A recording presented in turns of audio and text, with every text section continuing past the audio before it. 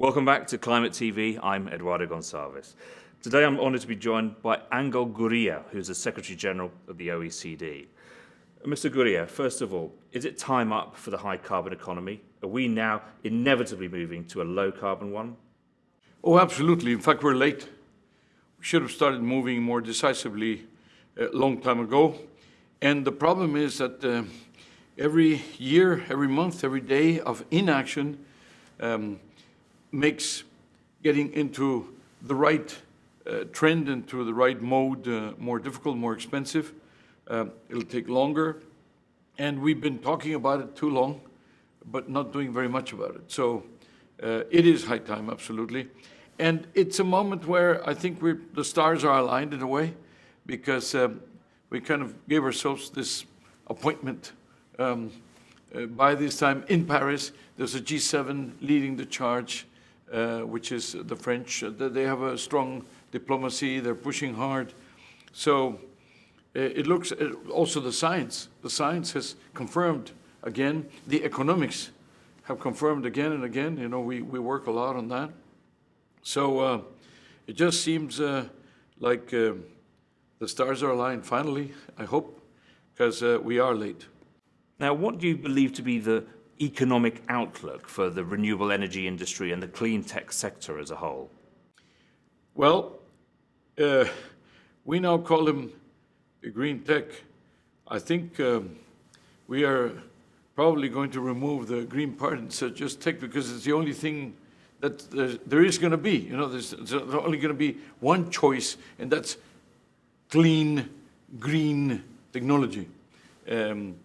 And the rest will not be available either for regulatory reasons or because, you know, they're going to be just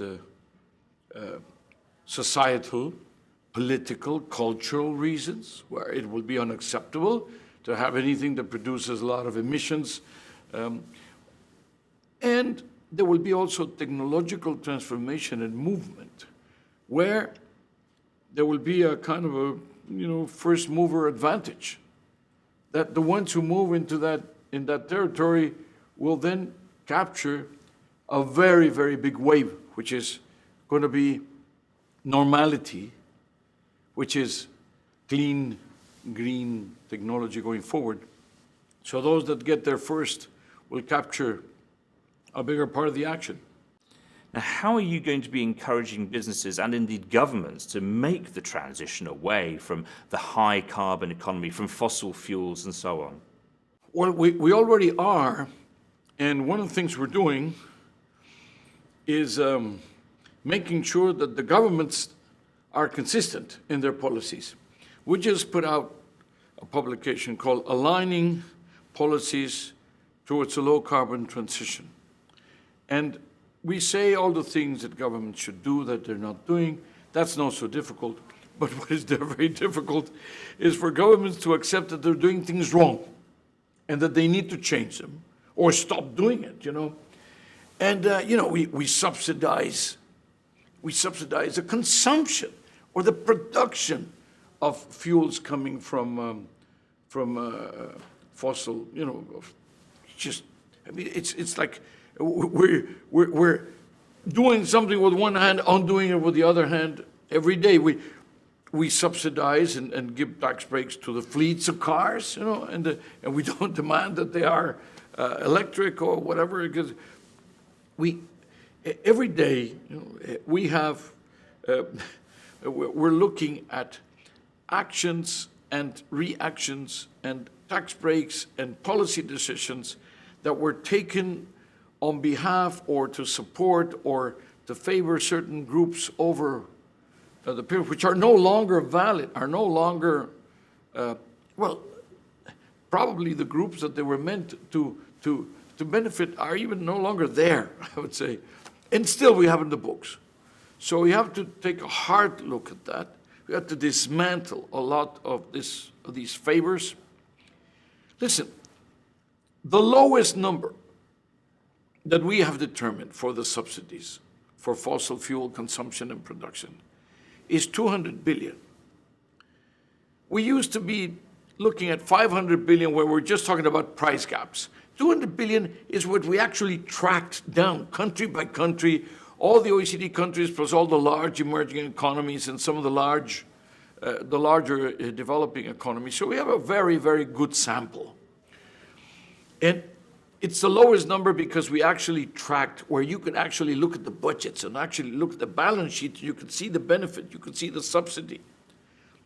500 billion was a number that the International Energy Agency used a few years ago to look at just price gaps. How much does gasoline cost? How much should it cost? How much does it cost in the United States or in Europe? And therefore, you just add up the differences. That was never accepted by the countries that subsidized, but still. And then the IMF came up with trillions and trillions, with the numbers so big because they put everything on the books, everything they could throw it.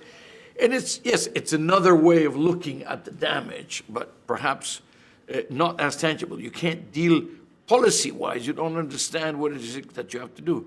But just dismantling the lower number, 200 billion, well, isn't that twice the amount of money that we're looking for in order to, with the Diogenes lamp, in order to support developing countries move towards a low-carbon economy?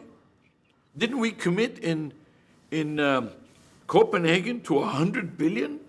And now we have 200 billion just by stopping doing something which is exactly the opposite of what we're trying to do. So by fighting the good war, we can get the financing to win the war. You don't have too many situations like that. Well, all we got to do is stop subsidizing. And we will get, as I said, twice the amount of money we're looking for. So there you have it. It's one of those brutal examples of the contradictions, the policy contradictions. I once visited, not too long ago, a country where the budget for subsidies for the consumption of fossil fuels, this is a very poor country, developing country in Southeast Asia, and the budget for subsidies was higher than the budget for education. I mean, can you think of a more, a greater misallocation of resources than that? So what specifically are you calling on governments to do? What is the one thing that they can and should be doing now? Well, first of all, take a hard look at all these contradictions. Take a hard look at everything there all the way. That's the low-hanging fruit. I mean, before you go into very great transformational decisions or just be consistent. You're trying to reduce emissions, period, okay? By every possible way you can. Before you go into change the technology of the companies, etc., just stop subsidizing it. Second, you can direct the efforts, you can direct the technology, you can direct some of the investments by facilitating, by making more attractive the framework in which they're operating. You can also, again, the regulatory part, make it more stringent. The building codes make them more stringent. You can take a hard look at emissions from the transport fleet in the different ways of transport, but airlines and cars and trucks and and you can also take a hard look at some of the sources of energy, i.e. coal.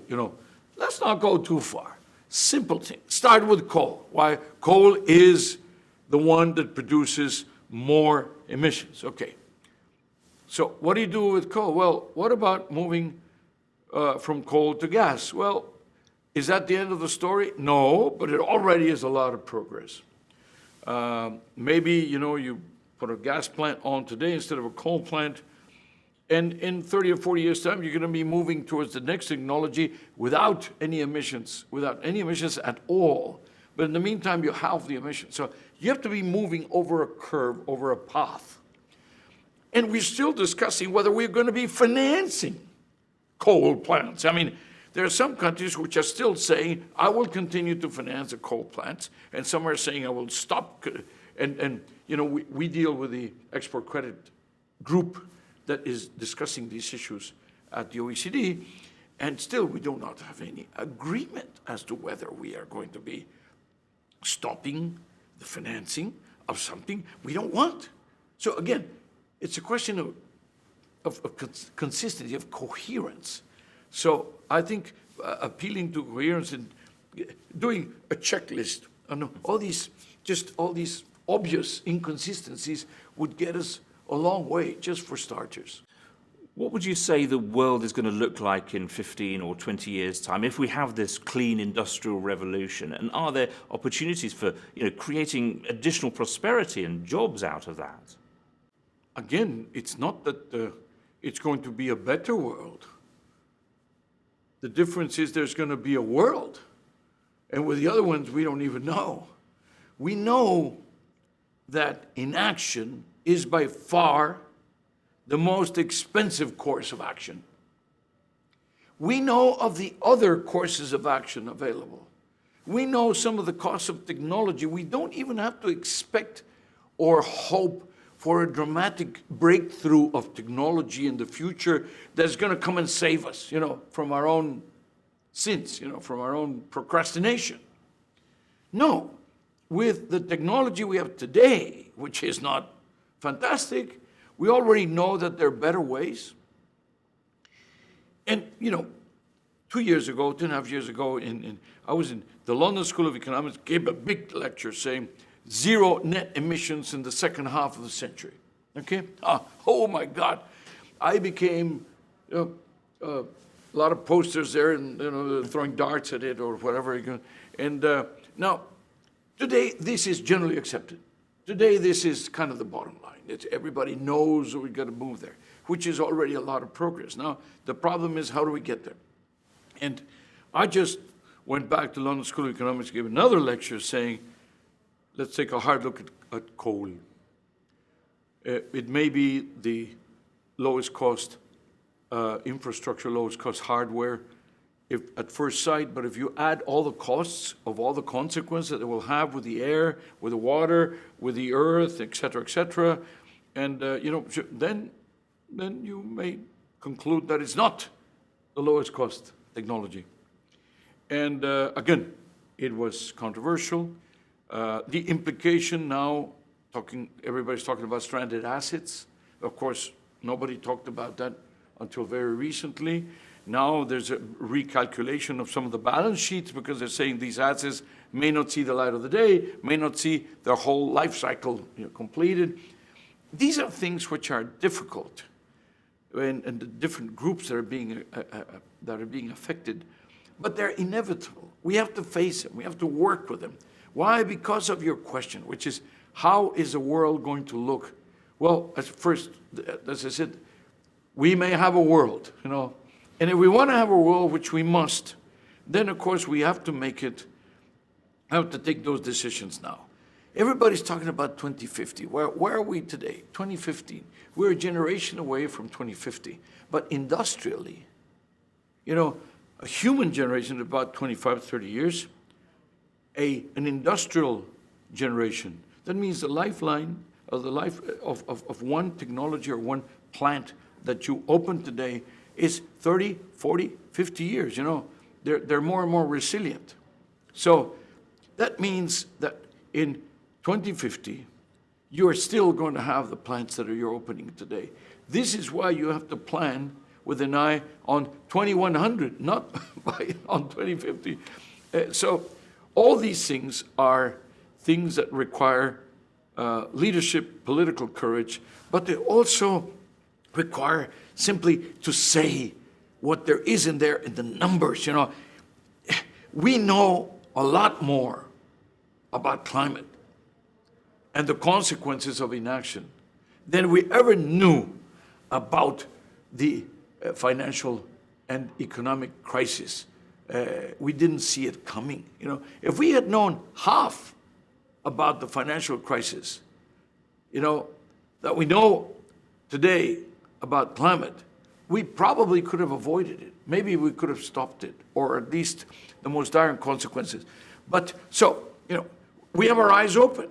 We have the information.